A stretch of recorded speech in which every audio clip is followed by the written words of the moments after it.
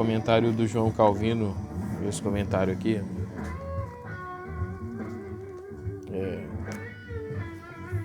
acerca de João,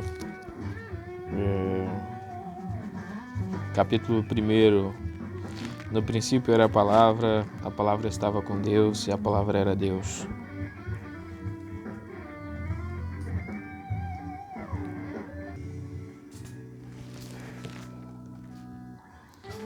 Ele traduz aqui logos como palavra, né? Em primeiro lugar, né? Todas as coisas, ele estava no princípio com Deus, todas as coisas foram feitas por meio dela, e sem ela, que é a palavra, nada do que foi feito se fez.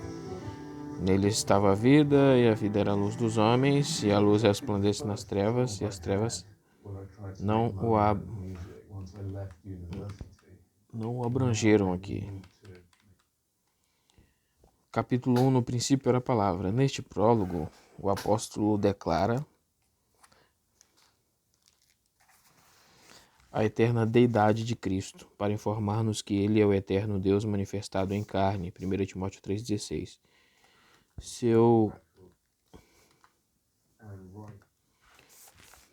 Seu objetivo é demonstrar que a restauração do gênero humano deveria ser efetuada pelo Filho de Deus, porque através de seu poder todas as coisas foram criadas, e é tão somente Ele que sopra vida e energia em todas as criaturas para que permaneçam em sua condição.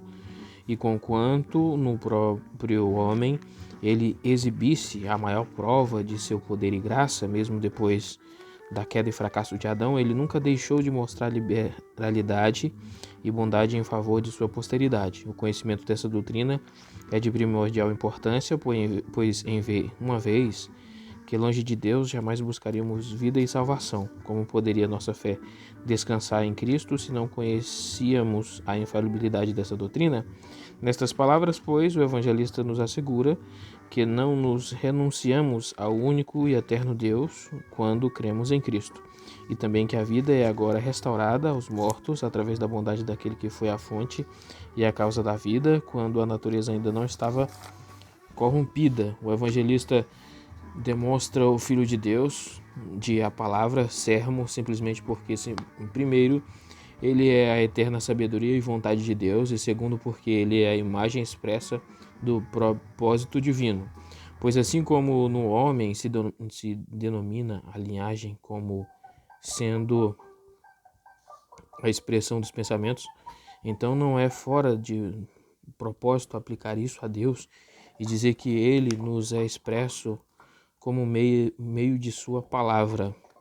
Os outros significados da palavra grega logos não são muito apropriados. Para os gregos, certamente significa definição, razão e cálculo. Contudo, me recuso a filosofar além da compreensão de minha fé. E descobrimos que o Espírito de Deus está tão longe de aprovar tais sutilezas, que ao balbuciar conosco, seu próprio silêncio proclama quão sóbrio deve ser nosso acesso intelectual em mistérios tão profundos. Além do mais, visto que Deus, ao criar o mundo, revelou-se através da palavra, anteriormente ele a conservou oculta nos recessos de seu ser. Por conseguinte, a palavra exerce uma dupla reação, a saber, para com Deus e para com os homens.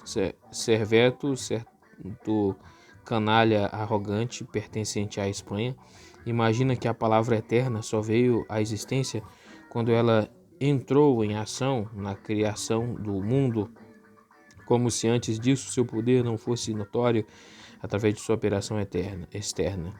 Aqui o ensino do evangelista é totalmente diferente, pois ele não atribui à palavra um princípio temporal, senão que, ao dizer que ela era desde o princípio, tal fato transcende a todos os tempos. Conheço muito bem o ladrar desse cão e os sofismas outrora suscitados pelos arianos, a saber que no princípio Deus criou o céu e a terra, Gênesis 1, os quais, contudo, não são eternos, uma vez que o princípio indica sequência e não eternidade. O evangelista, porém, antecipa essa calamidade quando ele diz, a palavra estava com Deus. Se porventura a palavra tivera um princípio temporal, então seria necessário que descobrissem em Deus alguma sequência de tempo. E, aliás, com esta expressão, João pretendia distingui-lo de todas as criaturas, porquanto muitas perguntas poderiam surgir. Onde realmente estava essa palavra? Como ela exercia seu poder? Qual era a sua natureza? De que forma poderia ser ela conhecida? Por isso, o evangelista nega que Cristo fosse parte do mundo e das coisas criadas, já que ele sempre estivera unido com Deus antes que o mundo viesse à existência. Ora, aqueles que tomam o princípio como parte da criação do céu e da terra não estariam reduzindo Cristo à ordem comum do mundo, do qual ele é aqui expressamente excluído? Ao fazer isso, não só insultam horrivelmente ao Filho de Deus, mas igualmente ao seu eterno Pai, a quem privam de sua sabedoria. Se porventura for errado retratar a Deus isoladamente de sua sabedoria, devemos igualmente confessar que a origem da palavra não deve ser buscada em algum outro lugar, senão na eterna sabedoria de Deus. Serveto objeta que a palavra não pode ser concebida antes de Deus ser, por meio de Moisés, representado como que falando, como se ela, porque não havia ainda publicamente se manifestado, não subsistisse em Deus, como se ela não possuísse existência abscôndida antes que começasse a revelar-se exteriormente. O evangelista, porém, destrói toda fenda que possibilitasse a passagem de disparates tão absurdos, quando afirma incondicionalmente que a palavra estava com Deus. Com isso, ele nos afasta para longe de toda a temporalidade. Aqueles que inferem no tempo imperfeito do verbo, um estado contínuo, infelizmente se colocam numa posição incômoda. Afirmam que a palavra verbal erat, expressa melhor uma série contínua do que se João tivesse sido fuit. Tais questões, porém, demandam razões mais convincentes. O que tenho exposto deve ser suficiente a saber que o evangelista nos envia ao eterno santuário de Deus e nos ensina que a palavra estava, por assim dizer, oculta ali antes que se revelasse na estrutura externa do mundo. Portanto, Agostinho está certo quando nos lembra que o princípio mencionado aqui não teve começo, pois ainda que o Pai seja anterior à sua sabedoria, quanto à ordem, não obstante, os que inventam algum ápice de tempo para essa precedência à sua sabedoria o despojam de sua glória. E este é o eterno Filho, generatio, que infinitamente anterior à fundação do mundo esteve oculto em Deus. Se me é lícito expressar nestes termos, e que depois de ser obscuramente delineado aos patriarcas sob o regime da lei, por muitos anos sucessivos, finalmente foi plenamente manifestado na carne. Sinto-me surpreso que as versões latinas tenham usado verbum para o logos, pois este termo é, antes a tradução de torrema, no caso. Mas mesmo que admitimos que essa seja uma possibilidade, não se pode negar que sermo, palavra, teria sido muito mais apropriado. Isso revela a bárbara tirania daqueles teólogos da Sorbonne que hostilizaram Erasmo com tanta fúria apenas porque ele mudou uma única palavra para melhor. E a palavra estava com Deus. Então quer dizer que está dizendo a questão de Erasmo, né? Que mudou de logos para sermo, né, no caso, né? Sinto-me surpreso que as versões latinas tenham usado o verbum para o logos, pois este termo é antes uma tradução de torrema. Mas mesmo que admitamos que essa seja uma possibilidade, não se pode negar que sermo, palavra, teria sido mais apropriado, né?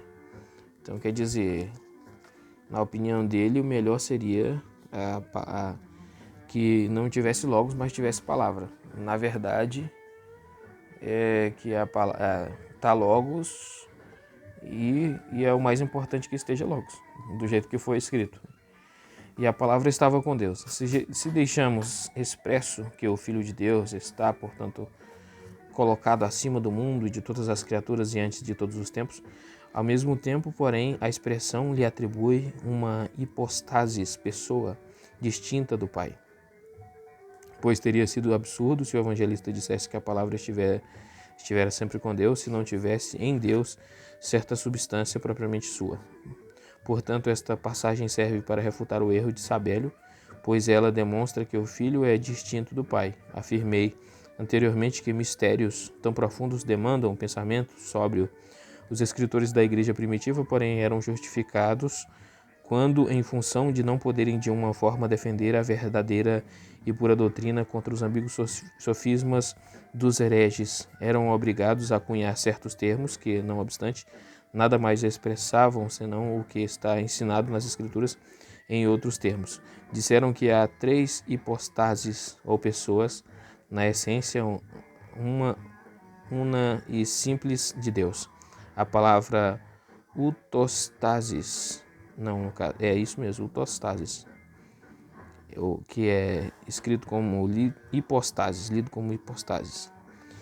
Tem esse sentido em Hebreus primeiro, o qual corresponde à palavra latina substância, segundo o uso que dela faz Hilário. Denominaram prosopa ou pessoas, propriedades, proprietatis, distintivas em Deus que se apresentam às nossas mentes, como diz Gregório Nazianzeno. Não posso imaginar uma isoladamente das 3 pessoas, concomitantemente resplandecendo ao meu redor. E a palavra era Deus, para que não pairasse dúvida alguma no tocante à divina essência de Cristo. O evangelista claramente afirma que ele é Deus. Ora, já que Deus é um só, segue-se que Cristo é da mesma essência com o Pai, e, não obstante, de alguma forma distinto do Pai. Mas já discorremos sobre a segunda sentença. Ário se revelou em extremo perverso ao considerar a unidade de essência. Com o fim de evitar ser forçado a confessar a eterna deidade de Cristo, ele apregoava que Deus era alguma espécie de deidade imaginária. Mas quando ouvimos que a palavra era Deus, que direito ainda temos de questionar sua eterna essência? 2. Ele estava no princípio com Deus. Para penetrar mais profundamente em nossas mentes o que havia dito, o evangelista condensa as 2 sentenças precedentes num breve epílogo. A palavra sempre foi e sempre esteve com Deus, para que o leitor compreenda que este princípio existia antes que todo qualquer tempo viesse à existência. 3. Todas as coisas foram feitas por meio dela, havendo declarado que a palavra é Deus e havendo proclamado sua divina essência, ele prossegue provando a sua deidade à luz de suas obras. E é neste conhecimento prático que devemos especialmente ser treinados, porquanto a mera atribuição do título Deus a Cristo nos deixaria indiferentes, a menos que nossa fé sentisse que ele é, na verdade, Deus. Mas ele declara corretamente sobre o Filho de Deus, o que justamente se harmoniza com a sua pessoa. Às vezes Paulo, de fato, simplesmente diz que todas as coisas pertencem a Deus, Romanos 11:36, mas quando o Filho é comparado com o Pai, geralmente é distinguido por essa característica. Consequentemente, o que se emprega aqui é a maneira ordinária de se expressar: o Pai fez todas as coisas por intermédio do Filho, e todas as coisas existem para Deus através do Filho. Ora, como eu já disse, o plano do evangelista é mostrar que a palavra de Deus se manifestou pela atividade externa, imediatamente a partir da criação do mundo, pois, havendo sido anteriormente incompreensível em sua essência, ela foi publicamente conhecida pelo efeito de seu poder.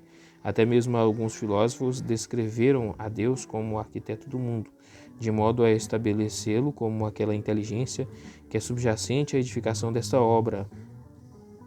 Nisso estão certos, pois concordam com a Escritura, mas como logo se perdem em meditações pueris, não há razão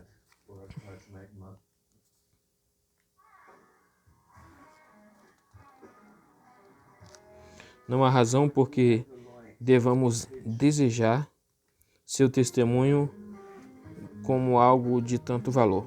Ao contrário, devemos ficar satisfeitos com esse oráculo celestial, sabendo que ele diz muito mais do que nossas mentes podem conceber. E sem ele, nada do que foi feito se fez. Embora este versículo tenha sido interpretado de diversas maneiras, não hesito em interpretá-lo como constituído de uma só ideia.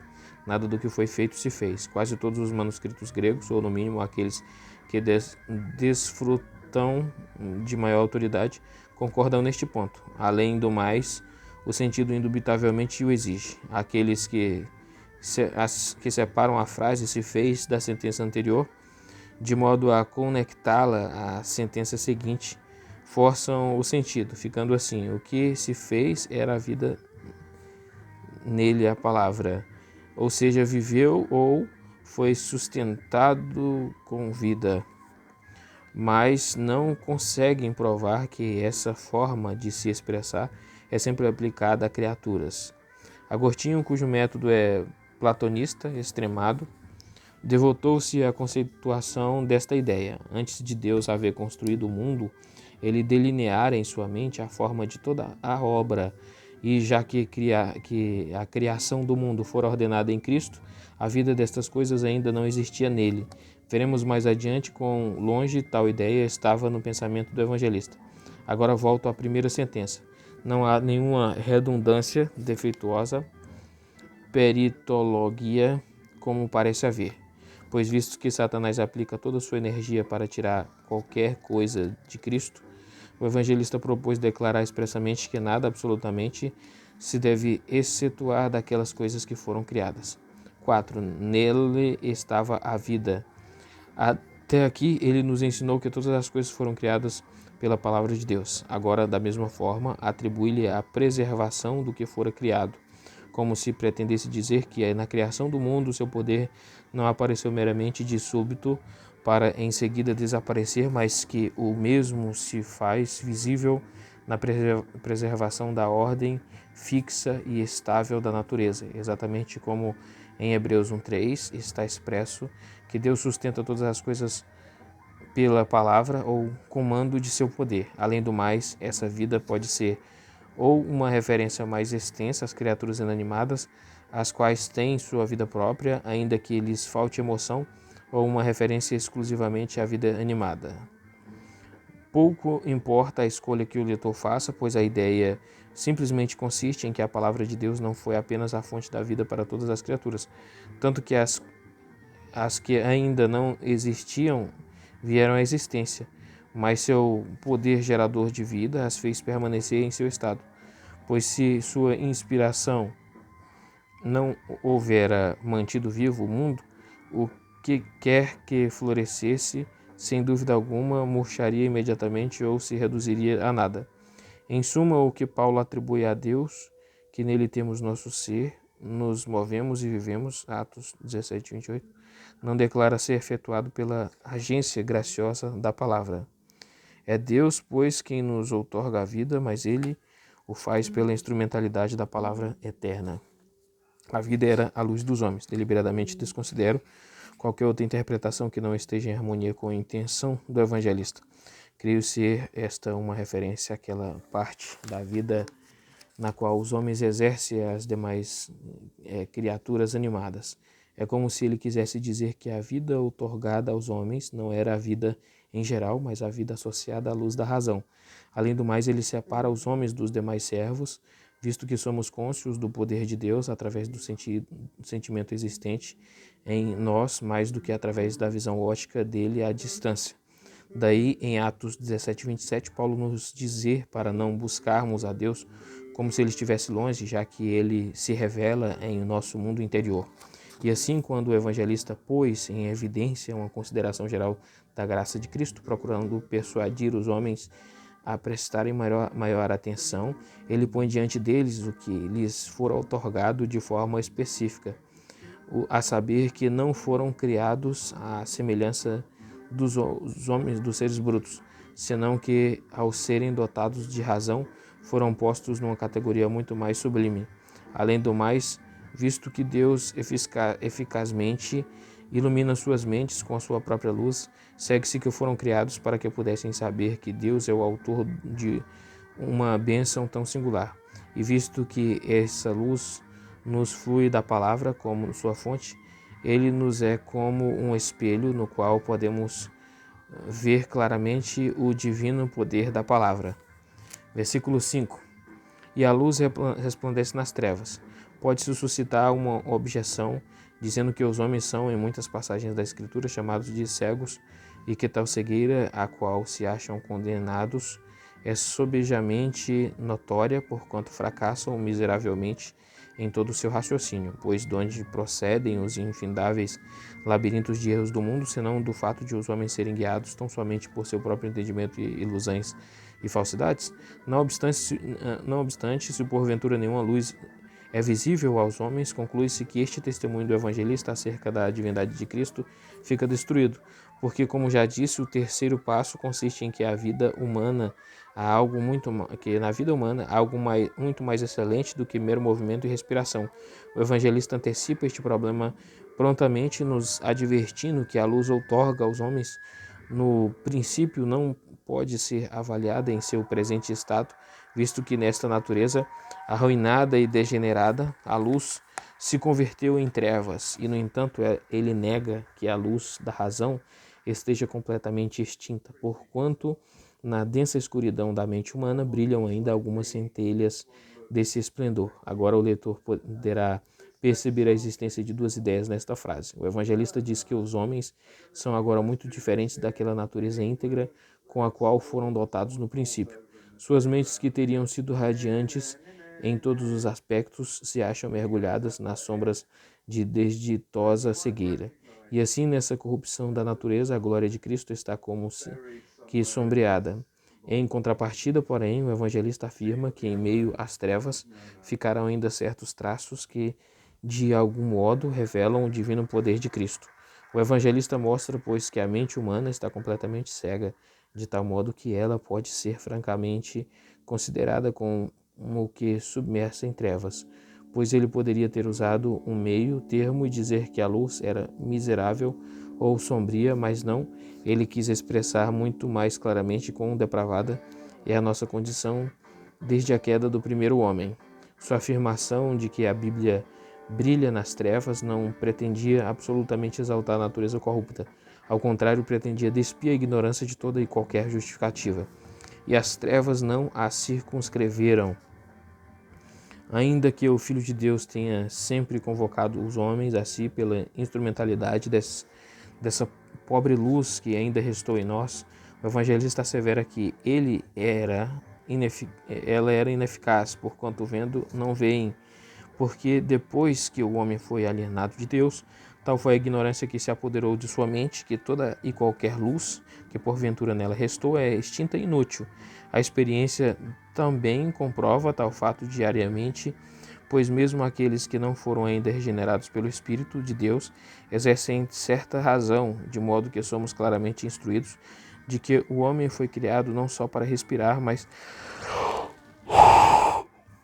que possui também entendimento. Não obstante, guiados por sua razão, o homem não alcança ou não consegue ter acesso a Deus, e assim toda a sua inteligência não prima direção alguma senão rumo à vaidade, donde se deduz que não há qualquer esperança para a salvação dos homens, a menos que Deus lhe proveja um novo recurso, pois ainda que o Filho de Deus derrame sua luz sobre eles, encontram-se tão entorpecidos que sua obtusidade não lhes permite compreender a fonte dessa luz. Obcecados por fascinantes e perversas fantasias, acabam na demência. Há duas partes primordiais nessa luz que ainda permanece na natureza corrompida. Alguma semente de religião está plantada em todos. Existem também aquela distinção entre o bem e o mal que está esculpida em suas consciências. Afinal, qual é o insufruto disso, senão que a religião produz mil e uma superstições monstruosas e a consequência corrompe todo o juízo, confundindo o vício com virtude? Em suma, a razão natural jamais guiará os homens a Cristo. O fato de serem eles dotados de sabedoria para dirigir suas vidas e de se formarem em filosofia e ciências se reduz e resulta em nada. Além do mais, devemos ter em mente que o evangelista está falando unicamente dos dons naturais e não está tratando ainda da graça da regeneração, porque há no Filho de Deus dois poderes distintos. O primeiro se manifesta na arquitetura do mundo e na ordem da natureza. No uso do segundo, ele renova e restaura a natureza caída. Ele é a eterna palavra de Deus e, por conseguinte, por meio dele, o mundo foi criado. Pela ação de seu poder, todas as coisas conservam a vida que uma vez receberam, de uma forma toda especial. O homem foi adornado com um dom singular do entendimento. E, conquanto com sua queda tenha perdido a luz do entendimento, ele ainda vê e entende, já que o que ele naturalmente possui da graça do Filho de Deus não lhe foi totalmente destruído. Visto, porém, que, mediante seu embotamento e perversidade, ele empana a luz que ainda lhe resta, cumpre ao Filho de Deus assumir uma nova função, a saber, a de mediador, e assim renova o homem perdido através do espírito de regeneração. Portanto, põe o carro adiante dos bois, que interpreta a luz que o evangelista menciona como sendo o evangelho e a proclamação da salvação.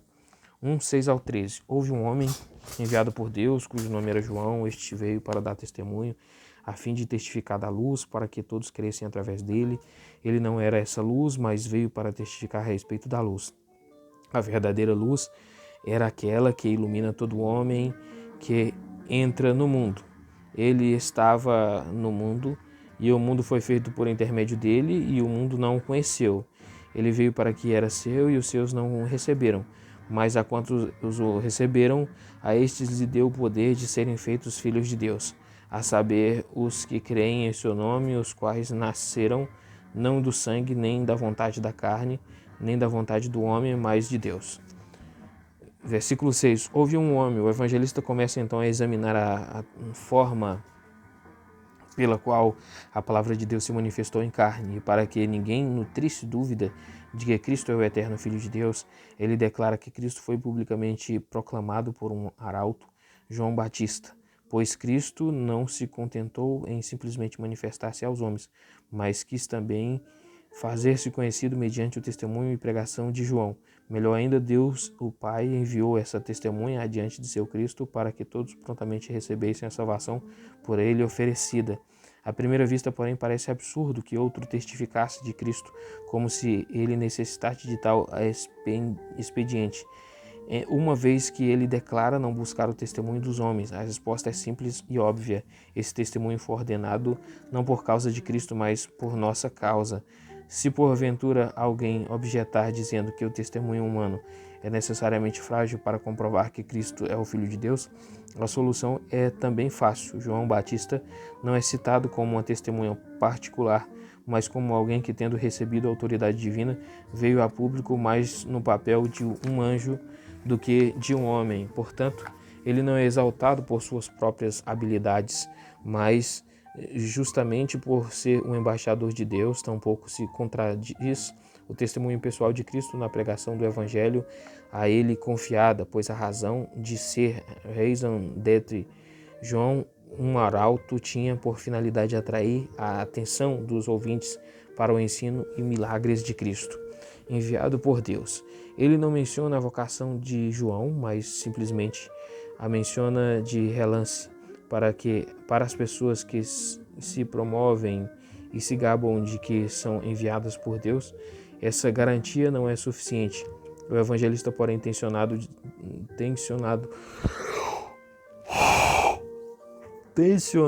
dizer mais adiante sobre esse testemunho, pensou que uma só palavra seria por hora suficiente. Ele recebera de Deus sua comissão. Veremos mais adiante como João declara contundentemente que Deus é o autor de seu ministério. O que temos de compreender agora é, como já mencionei, o seguinte: o que se diz do João Batista aqui é exigido de todos os mestres da igreja. Devem clamar a Deus a fim de que a autoridade de ensinar não tenha nenhuma outra base senão unicamente Deus, cujo nome era João. Ele expressa o nome não só para identificar o homem, mas porque o significado do nome estava associado à sua pessoa, pois é indubitável que o Senhor estava se referindo ao ofício para o qual fora ele destinado, quando, através do seu anjo, o Senhor ordenou que ele fosse chamado João, a fim que, desse fato, todos reconhecessem que ele era o arauto da graça divina, pois, ainda que Jehohanan possa ser tomado como passivo e, portanto, se referia a ele pessoalmente, ou seja, que João faria a vontade de Deus. Não obstante, sem qualquer hesitação, aplico aos frutos que dele seriam colhidos. 7. Ele veio para dar testemunho. Ele relanceia de forma breve o propósito da vocação de João, preparar a igreja para a chegada de Cristo, pois ao convidar todos a virem a Cristo, ele mostra com muita clareza que não viera por sua própria causa. Portanto, João Batista carecia muito pouco da enfática recomendação do evangelista, dizendo que ele não era luz, no caso de um imoderado esplendor a ele atribuído viesse a ofuscar a glória de Cristo. Versículo 8. Ele não era a luz. João estava tão longe de depender da recomendação que o evangelista formula essa advertência para que seu excessivo fulgor não obscurecesse a glória de Cristo, pois alguns se apegaram a ele de uma forma tão extrema que chegaram ao ponto de negligenciar a Cristo. Justamente com a pessoa que, fascinada pela luz da aurora, não se digna de olhar para o sol, agora podemos examinar que sentido o evangelista atribui à palavra luz. Todos os santos são luz no Senhor. Efésios 5:8. No sentido em que, iluminados pelo Espírito,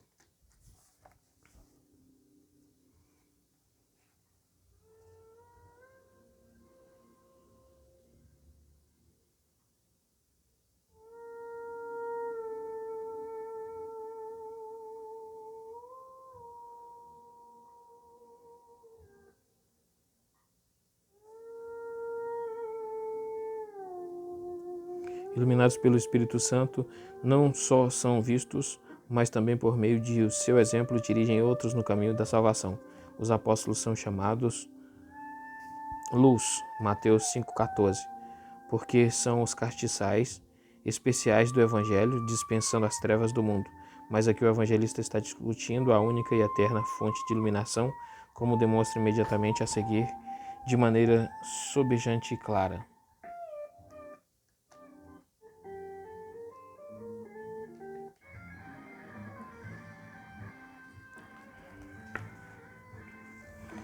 (9) A verdadeira luz. O intuito do evangelista não era contrastar a verdadeira luz com a farsa. Ele queria distinguir Cristo de todas as demais pessoas para que alguém não chegasse à conclusão de que a luz que ele possuía era a luz comum que possuem os anjos e os homens. A diferença consiste em que a luz celestial e a terrena procedem de um único esplendor. Cristo, porém, é a luz irradiando-a de si mesmo e através de si mesmo, e com isso lançando seus fulgurantes raios sobre o mundo inteiro.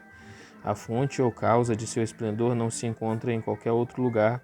É por isso que o evangelista o chama a verdadeira luz, uma luz que sua natureza é intrinsecamente a plena luz, a qual ilumina a todo homem. O evangelista põe esse fator em relevo a fim de aprendermos que Cristo é a luz a partir do efeito que cada um de nós sente em si próprio. Ele poderia ter adicionado mais sutileza em seu argumento, dizendo: uma vez que Cristo é a luz eterna, ele possui um esplendor inerente, não derivado. Mas, em vez disso, ele põe diante de nós aquela experiência que é comum a todos, pois, já que Cristo faz a todos nós participantes do seu esplendor, é preciso reconhecer que se deve atribuir exclusivamente a ele a dignidade de ser chamado luz. Quanto ao mais, este versículo é comumente explicado de suas formas. Alguns limitam o termo universal, todo homem, aos que, regenerados pelo Espírito Santo, do Espírito de Deus, se tornam participantes da luz vivificante. Agostinho lança mão do símile de um professor dizendo: se sua escola é a única na cidade, será chamado professor de todos, mesmo que muitos não frequentem sua escola. Portanto, essa ala considera esta frase em termos relativos. Todos são iluminados por Cristo, visto que ninguém pode gabar-se de ter obtido a luz da vida de outra forma, senão mediante a sua graça. Mas como o evangelista menciona em termos gerais, ilumina todo homem que vem ao mundo, prefiro o outro significado, a saber que os raios dessa luz são projetados sobre toda a raça humana, como eu disse supra, pois sabemos que os homens têm esta única qualidade acima de todos os animais, a saber, são dotados de razão e inteligência e levam a distinção entre o certo e o errado esculpida em suas consciências. Portanto, não há homem em quem não penetre alguma noção da luz eterna. Visto, porém, que os fanáticos evidentemente se apoderam deste versículo e o torcem, fazendo-o afirmar que a graça da iluminação é oferecida a todos sem distinção. Temos em nossa memória que ele está simplesmente se referindo à luz comum da natureza, algo muito mais inferior que a fé, pois ninguém jamais ultrapassará os umbrais do reino de Deus pela habilidade e perspicuidade de sua própria mente. O Espírito de Deus é o único que abre os portões celestiais para seus eleitos. Além do mais, devemos lembrar que aquela luz da razão que Deus comunicou aos homens se tornou tão entenebrecida pelo pecado que, em meio às densas trevas, obscena ignorância e abismos de erros, ainda há algumas poucas centelhas que não foram completamente extintas. 10. Ele estava no mundo. O evangelista acusa os homens de ingratidão com base no fato de que eram, por assim dizer, voluntariamente cegos, tão profundamente cegos que não sabiam qual era a causa da luz de que desfrutavam, e essa é a terrível realidade de todos os tempos. Cristo revelou seu poder por toda parte, mesmo antes de manifestar-se em carne. Portanto, esses efeitos diários devem corrigir a moralidade humana, pois o que poderia ser mais irracional do que tirar água de um ribeiro sem mais ponderar sobre o manancial de onde ele emana? Consequentemente, o mundo não tem como alegar ignorância como legítima justificativa de não conhecer a Cristo antes que ele se manifeste em carne, pois tal ignorância é oriunda da frouxidão de um gênero de embotamento daqueles que sempre o tiveram ao alcance de suas faculdades. Eis a suma de tudo isso. Cristo nunca esteve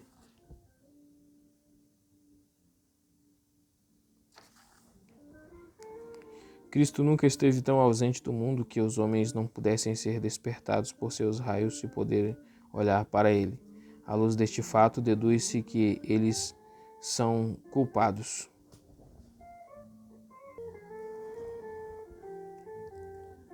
Versículo aqui o 11. Ele veio para os seus. Aqui o evangelista comprova amplamente a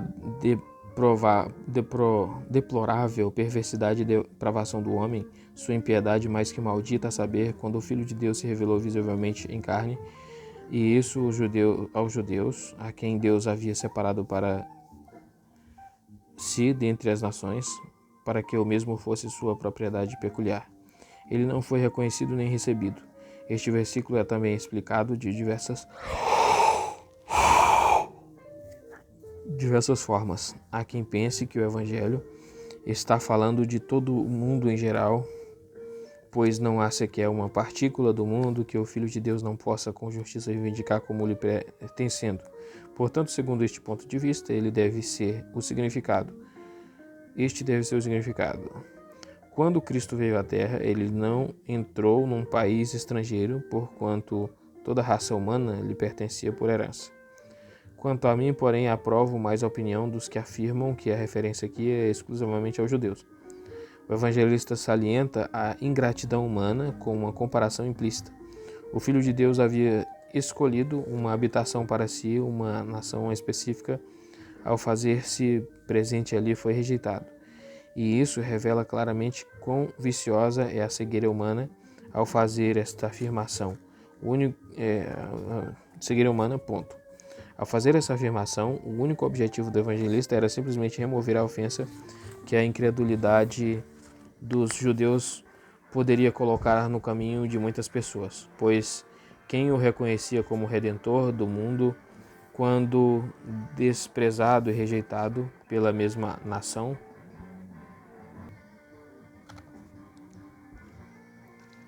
a qual havia sido especificamente prometido? Eis a razão que vemos Paulo se digladiando tão ardorosamente com esse mesmo problema. Além do mais, a ênfase é posta tanto no verbo quanto no pronome. Ele veio. O evangelista diz que o Filho de Deus veio para aquele lugar onde estivera anteriormente. Ele, pois, tem em mente um novo e extraordinário modo de presença por meio do qual o Filho de Deus se manifestou para que os homens o vissem bem de perto.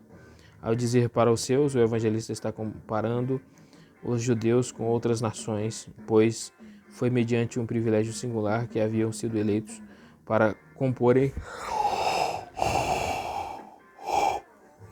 a família de Deus. Cristo, pois, primeiro ofereceu-se a eles como se fossem sua própria família e pertencessem ao seu reino por direito legítimo. A censura de Deus em Isaías 1:3 é do mesmo teor. O boi conhece o seu possuidor e o jumento a manjedoura do seu dono, mas Israel não tem conhecimento. Meu povo não entende, pois ainda que exerça domínio sobre toda a terra, seu senhorio é exercido especificamente sobre Israel, a quem ele reuniu, por assim dizer, num rebanho santo. Versículo aqui número 12, no caso, mais a todos quanto receberam. No caso de alguém ser influenciado pelo escândalo posto pelos judeus, desprezando e rejeitando a Cristo, o evangelista eleva até o céu a pessoa que piedosamente crê em Cristo. Ele diz que o resultado de sua fé é a glória de serem reconhecidos como filhos de Deus. O termo universal, tanto quanto sugere uma antítese, ou seja, os judeus foram dominados por uma cega jactância, como se Deus fosse somente deles. E assim o evangelista declara que sua sorte se reverteu, pois os gentios preencheram a vaga deixada vacante pelos judeus desertados. É precisamente como se ele houvesse transferido os direitos de adoção para pessoas estranhas. Isso confere com o dito de Paulo: a queda de uma nação significou vida para o mundo inteiro. Romanos 11:12. Pois, ao ser o evangelho, por assim dizer, expulso deles, o mesmo começava a ser difundido por toda a vastidão do mundo. E assim eles se viram despojados da gloriosa graça divina. Sua impiedade, porém, não trouxe a Cristo nenhum dano, porquanto ele assentou as bases do trono de seu reino por toda parte e sem qualquer discriminação chamou à esperança da salvação todas as pessoas que anteriormente pareciam rejeitadas por Deus. Deu-lhes o poder de serem feitos filhos de Deus. Aqui tomo o termo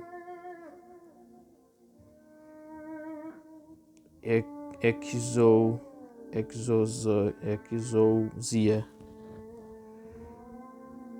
no sentido de um direito ou reivindicação, e seria melhor traduzi-lo assim, para que se refute a ficção papista. Sua ímpia deturpação deste versículo consiste em que nos foi dada a liberdade de escolha, privilégio este do qual somos capazes de nos valer. Encontrar livre-arbítrio nessas palavras, como fazer, é o mesmo que extrair fogo da água. À primeira vista, há certa justificativa para tal adulteração, pois o evangelista não diz que Cristo os transforma em filhos de Deus, mas Deus e sim lhes dá o poder de serem feitos filhos de Deus. Então, deduzem que esta graça nos é meramente oferecida e a capacidade para se fazer uso dela ou para rejeitá-la está em nós mesmos. O contexto, porém, pulveriza este desprezível sofisma com uma só palavra, pois o evangelista prossegue dizendo que são feitos filhos de Deus não pela vontade da carne, mas por nascerem de Deus.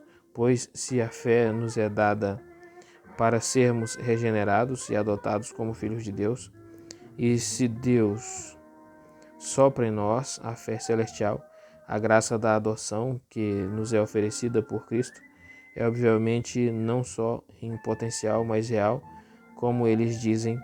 Aliás, em grego, exousia é tomada ocasionalmente por exiosis, ou ter direito significado que se enquadra melhor nesta passagem. A perífrase da qual o evangelista faz uso tende mais a enaltecer a excelência da graça do que se ele houvera dito numa só palavra que todos os crentes em Cristo são feitos por ele filhos de Deus. Pois aqui ele está falando de impuros e profanos que, condenados à desgraça perpétua, são arrancados das trevas da morte. Dessa maneira, Cristo revelou um extraordinário exemplo de sua graça ao conferir essa honra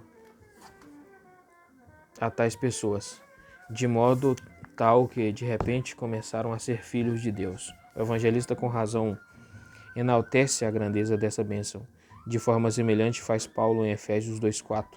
Mas, ainda que alguém prefira o sentido comum do termo, contudo, como o evangelista usa aqui, poder não é usado como alguma sorte de faculdade incompleta que não inclui o efeito pleno e completo.